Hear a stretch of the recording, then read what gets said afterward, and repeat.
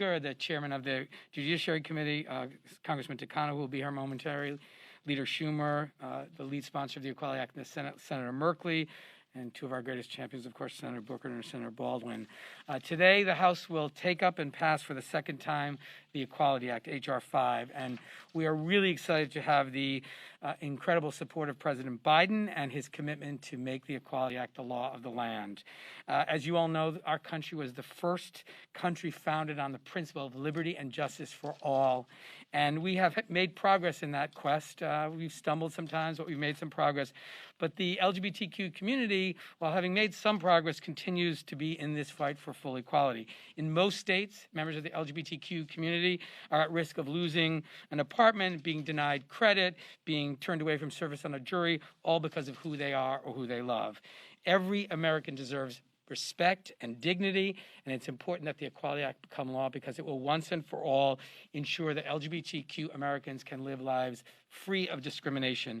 And in particular, it amends the existing civil rights architecture and adds sexual orientation and gender identity to employment, education, housing, credit, jury service, public accommodations, and federal funding. It's a fully inclusive civil rights law that will once and for all make discrimination illegal in this country. Finally, it's not a controversial issue anymore. 83% of Americans support anti-discrimination legislation for LGBTQ Americans. 68% of Republican voters. So this is not a controversial issue. We've built a coalition that ranges in everyone from the U.S. Chamber of Commerce to the ACLU and everyone in between. Over 600 major organizations, hundreds of business leaders representing some of the most important companies in America all support the Equality Act. And I'll end with just a word in remembrance of our extraordinary colleague, the late John Lewis, who at a very critical moment in our fight for the Equality Act made certain that people understood the urgency of this action and the importance of doing this comprehensive bill. And I hope in his honor we will finally make the Equality Act the law of the land. And with that, I'm delighted to introduce the Senate sponsor, the lead sponsor in the Senate, Senator Jeff Merkley. Thank you, David. You know, the Equality Act is all about freedom. President Lyndon Johnson said the freedom is the right to share fully and equally in American society. It is the right to be treated in every part of our national life as a person equal in dignity and promise to all others. But today, LGBTQ Americans are not free. They do not share fully and equally in our national life. They are not treated as individuals equal in dignity and promise to all others. In 29 states, it is still legal today to discriminate against Americans because of who they are and whom they love. In over half the states of the Union, LGBTQ Americans can be married in the morning, ejected from a restaurant at lunch, denied a mortgage, or dismissed from jury in the afternoon, evicted from their house that night. It is way past time we change that. Way past time we pass a National Equality Act. Together, we all introduced this bill in 2015. In fact, John Lewis was standing right here, well, not in this room, but across on the Senate side. And I think, as David mentioned, that his presence was powerful then, and as we think of him, it's powerful now. And he said we should get in good trouble, engage in good trouble, and we need a lot of good trouble to get this bill passed.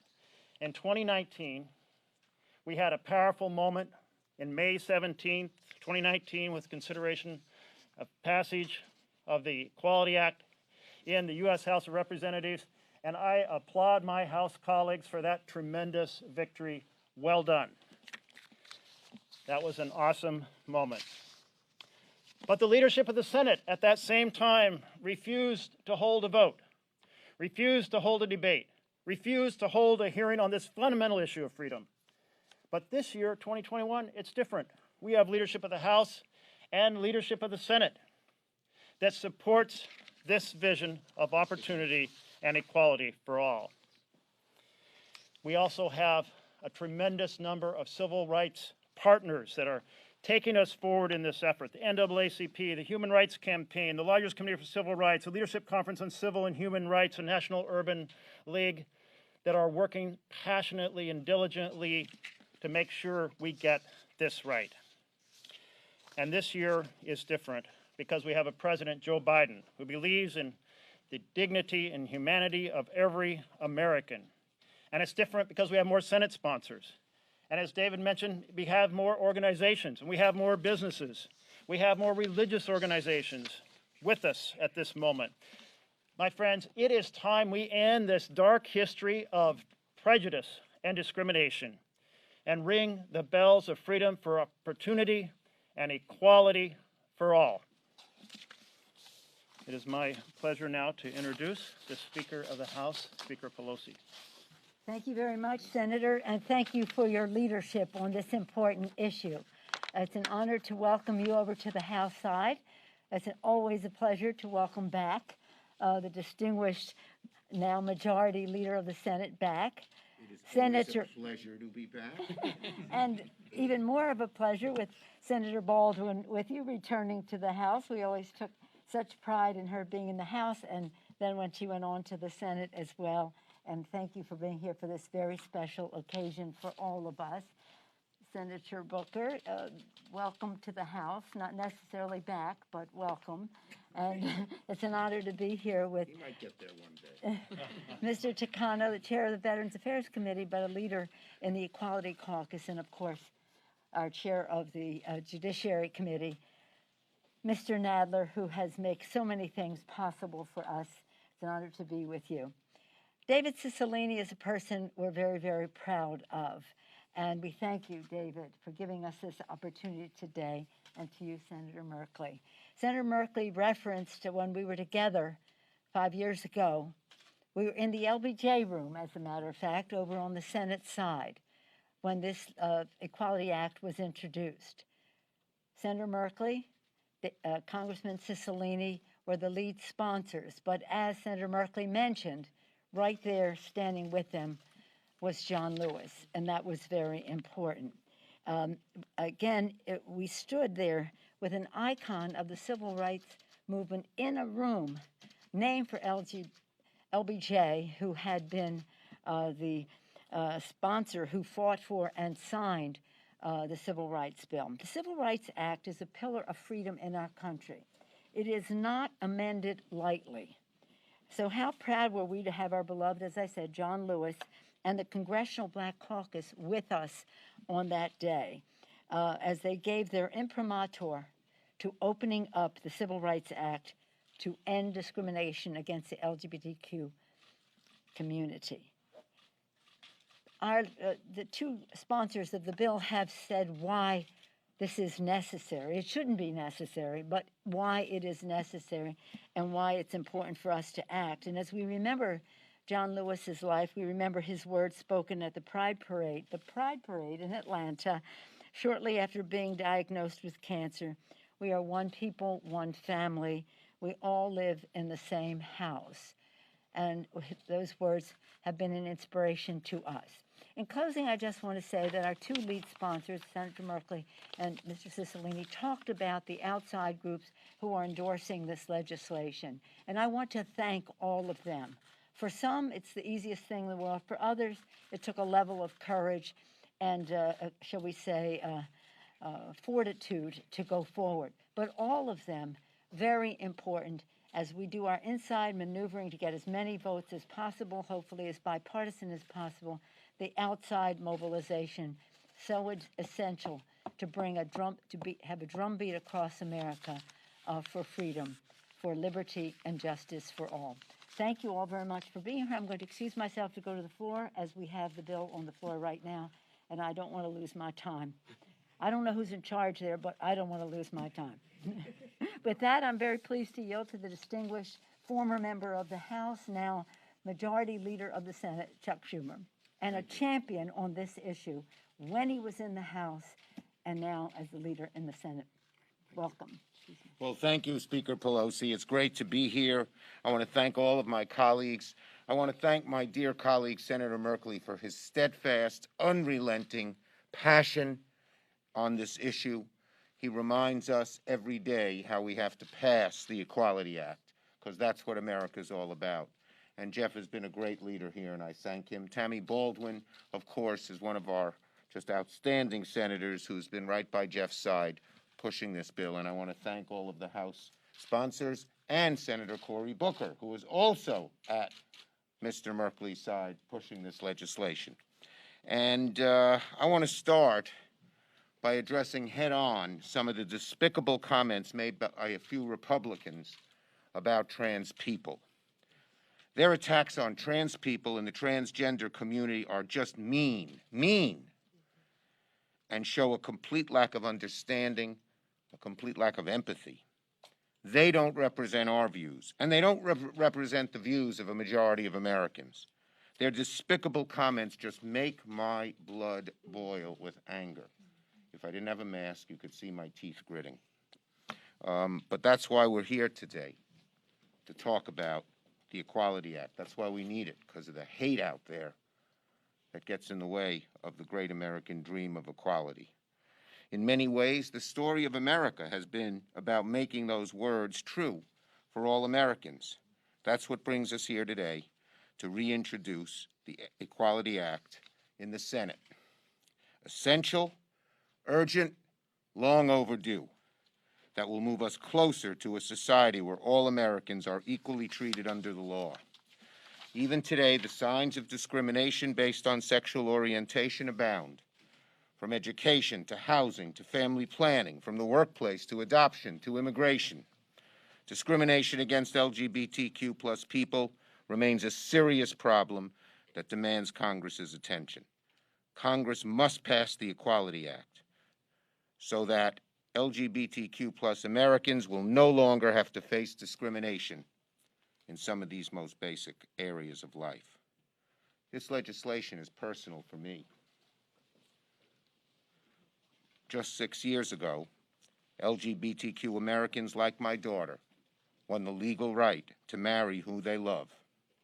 The Equality Act would make sure she can continue living her life with her wife with the security and dignity of knowing she won't face basic discrimination because of who she is. So proud of them, so proud. Now, no American should ever face discrimination because of who they are and who they love. When the Equality Act passed the Congress last year, it was a bipartisan vote. Yet for years, Leader McConnell buried the Equality Act and other common-sense bipartisan House-passed bills in his legislative graveyard. Those days are over. Those days are over. Now, with the Democrats in the majority, the Senate will have the opportunity to act on this critical civil rights legislation. I will use my power as majority leader to put it on the floor, and let's see where everybody stands. Let's see where everybody stands. I'm hopeful that just like in the House, the Equality Act will get Republican votes and pass the Senate with bipartisan support. And of course, we now have an ally in the White House with President Biden, who's promised to make the Equality Act a priority. Discrimination against LGBTQ Americans should be over once and for all. And Democrats will fight tooth and nail to make sure that that happens. And now I'm going to turn it over to a dear friend, a fellow New Yorker, who whenever it comes to civil rights is at the forefront, Congressman Gerald Nadler. Thank you very much, Chuck. First, let me begin by thanking Congressman Cicilline for his leadership on this landmark legislation and thanking Speaker Pelosi for her steadfast support of this legislation. The Equality Act represents one of the most significant opportunities we have had to expand civil rights in this country in many, many years. For a long time, whenever the LGBTQ community came to Congress, it was to defend their rights, from the Defense of Marriage Act to Don't Ask, Don't Tell. Even when we considered ENDA, there was a major discussion as to whether we can include protections for transgender people. It is not lost on me that this is only the second time in history that Congress has been able to consider truly comprehensive LGBTQ civil rights legislation. And I could not be more proud of the gains we have made to even be standing here today. By freeing the LGBT community from discrimination, the Equality Act makes America a little more free for everyone. We cannot rely on the Supreme Court to continue to advance these issues for us. Instead, I expect that without the Equality Act, we will begin to see the court chipping away at the rights the LGBT community has already had acknowledged. I am hopeful that with Majority Leader Schumer at the helm in the Senate, and President Biden in the White House, that we have a chance to see this signed into law and to take decisive action against the discrimination faced by the LGBT community nationwide. Thank you very much. Like Speaker Pelosi, I have to get back to the floor for the debate. But before I do that, it's my pleasure to introduce Senator Booker. Thank you very much. It is so good that we are here today, but let's be clear. I would not be here today if it wasn't for foot soldiers of justice who fought to push this body to pass civil rights legislation that gave me and other African Americans equal dignity, equal rights, and equal opportunity in this country. John Lewis, who has passed us, bled for that right. And so now here we are again in a nation where the ideals of liberty and equality and equal justice under law are what we say, how we define our aspirations, but we still fall short. We still live in a nation where the destructive darkness of discrimination reigns, enshrined in the laws of this land that prevent equal dignity and equal equality to LGBTQ Americans. That is unacceptable. And so let us all feel the fierce urgency of now to not just see this legislation pass in the United States House of Representatives, but for the sake of our ancestors and generations to come, may it pass in the Senate and get to the floor, get to the desk of the President of the United States for his signature. Thank you. And now I bring up Representative Takano. Thank you, Senator Booker. And thank you, Senator, for reminding us of the history of civil rights and how if it weren't for the foot soldiers, we both wouldn't be here. And I remember being at my first inauguration with President Obama, and he invoked the image of Seneca Falls, Selma, and Stonewall, drawing that direct line of civil rights history of a nation becoming a more perfect union. Thank you to David Cicilline for your amazing efforts of building this coalition. It's truly moving to be here with you, David. And Chairman Nadler had to go back to the floor, but if you've ever had Chairman Nadler tell you stories about his conversations with Bella Abzug, Jerry, before LGBT members were really a presence on the Hill, there was Jerry Nadler. So we are so proud of him. Senator Merkley, we're so proud of the work that you've done, amazing work. And I want to talk to you more about what we got to talk about. David, we're going to talk to him. We're going to talk to him, David. All right. Almost 30 years ago, I was outed in my first campaign for Congress. 27 years ago, the Don't Ask, Don't Tell policy was established in the military. 25 years ago, the Defense of Marriage Act, or DOMA, was signed into law. And nearly 10 years ago, Don't Ask, Don't Tell was repealed. 7 years ago, in the United States v. Windsor case, it struck down DOMA. 5 years ago, marriage equality became the law of the land. And last year, less than a year ago, the Supreme Court extended non-discrimination protections to LGBTQ people in the workplace. And today, we are just one step closer to full equality under the law.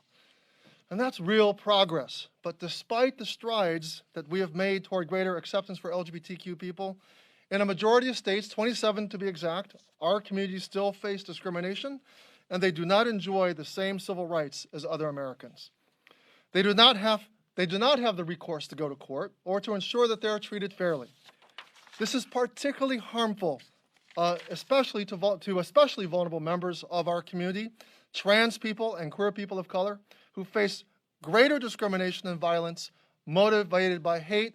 And what really, as Senator Schumer alluded to, gets my blood boiling, is the irony of people who are murdered and beat up, who are victims of discrimination, being made the bogeyman of this bill. How insidiously ironic is that the opponents of this bill are using the people who are victimized the most, who need the protections of this bill the most, as the argument against passing this bill. How absurd is that? The Equality Act would be a powerful tool to protect these most vulnerable people in our country. A great nation cares about the dignity and well-being of its most vulnerable citizens. Today, as I go back to the floor, and thankfully the leader's going to take her magic, the speaker is going to take her magic minute on the floor to extend the amount of time I have here. But I'm going to cast my vote. I'll be thinking of all the LGBTQ activists who marched, protested, and built a movement to protest the lives of LGBTQ people and expand our rights. I'm ready to go vote. And before I do, I want to introduce a pioneer, a hero of mine. I knew her when she was back in the House and watched her become a senator with the integrity of being elected to office, already out, not coming out afterwards. Truly a trailblazer, Senator Baldwin. Thank you so much. Oh, wow. Well, I want to start by thanking my colleagues for your courage and your standing up and getting us to this moment. I feel like we should have a drum roll because soon the House will vote for the second time to advance the Equality Act. I appreciated everybody's comments, but I wanted to also appreciate Leader Schumer's comments with two regards. One is decrying and condemning in the strongest of terms the unfortunate and hateful remarks of some of our colleagues. And the level of ignorance is unacceptable. And but I also hearken back to the power of the LGBTQ movement of visibility helping to change hearts and minds. And that's what this long movement is about. I secondly appreciated Leader Schumer's personal remarks. You know, he said it's personal for me. And I will certainly say this is personal for me too. Not only as a member of the LGBTQ community, but for my brief time as a practicing attorney before I was full-time involved in public service, I had the occasion to represent clients in the LGBTQ community who had faced discrimination at the workplace or in seeking housing. And I got to see how devastating that can be, especially when the law falls short in terms of protections. In a majority of states and local jurisdictions, LGBT Americans live without fully inclusive non-discrimination laws and can still face discrimination because of who they are or who they love. And that's just wrong. And it's time to end this kind of discrimination against the LGBTQ community. All Americans should have the full freedom of equality. It's why we're here today. It's why I'm so proud to stand with my colleagues in the House and Senate as the House prepares to pass the Equality Act. We've been here before, but this year we have a pro-equality majority in both the House and the Senate, and we have a president who is pro-equality and prepared to sign this bill when it gets to his desk. So let's just get the job done. Let's pass the Equality Act in the House and Senate. Let's send it to President Biden so he can sign it into law, and we can finally provide full equality for every LGBTQ American across our country. David, I think you're back to host Q&A. So I too have to get back to the floor, but we have time at least for a few questions. Yes, sir. First thing, and if I can ask two questions real quick. The first one, how do you get the 60 votes in the Senate that you need to pass this? And two, off topic, but Chief Pittman today said that there's a group of militia members who may have been here on the 6th who were plotting to perhaps blow up the Capitol or to express a desire to blow up the Capitol around the State of the Union. I'm curious, given all we've learned about the response and the intelligence failures, how safe you all feel and your confidence level in the security and the police. I'll defer responding to that at another time if that's okay, because I need to get to the floor. I hesitate to speculate about the Senate, but I'll just say one thing before I invite one of the senators to say. But you know, it's the good old-fashioned way. We're going to make our case. Our community is going to advocate with members of the Senate, and we're going to work hard till we get the votes necessary to pass it. There's no shortcut for it. you know, this is really an instance in which the Senate of the United States has to catch up to the American people. As I mentioned, it's overwhelmingly supported, Republicans, Democrats, and Independents, by 83% of the American people.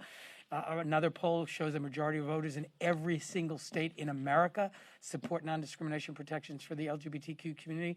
So the biggest challenge we face is a lot of people think it's already the law. When you tell them that someone can, you know, get kicked out of their apartment, be denied service in a restaurant, or not be allowed to serve on a jury because of their sexual orientation or gender identity, they can't believe that's true.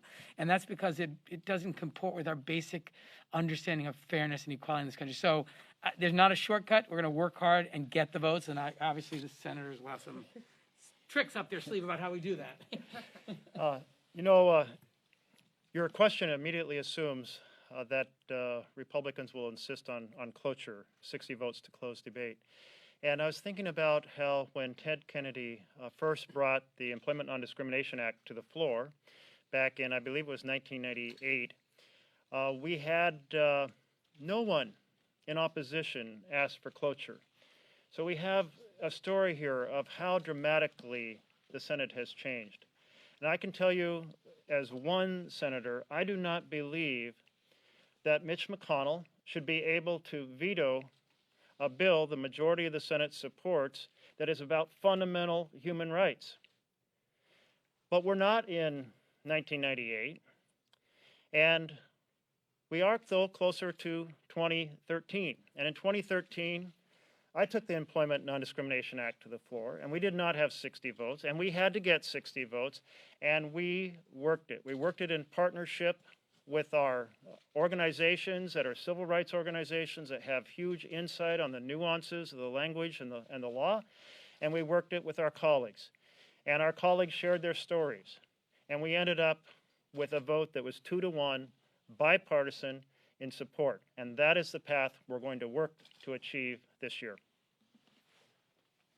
What specifically would you want to tell Republican, your colleagues, about, you know, they're talking about an infringement on religious liberties, bringing more lawsuits against churches and places of worship? You know, we were very careful in the Equality Act to ensure that the religious exemptions which currently exist remain undisturbed. And so what I would first say is, in the same way that all of the other areas of civil rights law have established religious exemptions, they would apply in the same way to the provisions of the Equality Act. The LGBTQ community is not looking for more protections, nor are we willing to accept less. Just treat it the same as all the other protected classes. So religious organizations would still enjoy the rights they have in terms of their ministerial functions, to limit their services and facilities to members of their own congregation, to members of their own faith in good standing, as they determine. All those exemptions which have been established remain in place. And so that's been an argument that has been advanced, but we have two interests that are protected here: the right to religious expression and the deeply held commitment to ending discrimination. The Equality Act achieves both of those things. Can I just Of course. add to that the Bostock versus Clayton County decision has basically extended to the entire nation one portion of the Equality Act relating to employment, obviously a critical one, but by doing so has kept intact the current and existing religious exemptions. So that's now the reality in the United States. And so I just wanted to underscore what David Cicilline just said, that we want no more, nor should we accept any less. We're going to take one more. On the COVID relief package, Senator Schumer this morning said it was. Is there any question on the Equality Act? Because I got to run to the floor. I have one. Yes. Chris Stewart has signaled that he's going to introduce on Friday the Fairness for All Act as an alternative to the Equality Act with bipartisan support. Would that bill be better than nothing? No, that bill very clearly is worse than nothing. For the first time in our history, would actually put in federal statute provisions that permit discrimination against the LGBTQ community. It would be a tremendous step backward, which is why it's not supported by any major LGBT organization. All of the major LGBT organizations support the Equality Act. The Stewart bill is a tremendous step backward in our fight for full equality. Any problem with Democrats co-sponsoring that bill? I'm sorry? Would you have any issue with Democrats co-sponsoring? Well, I hope people who are committed to equality for the LGBTQ community would not support that bill, because it would put in statute and authorize expressly discrimination against the LGBTQ community. Thank you all very much. Thank you all. Thank you. Thanks, Jamie.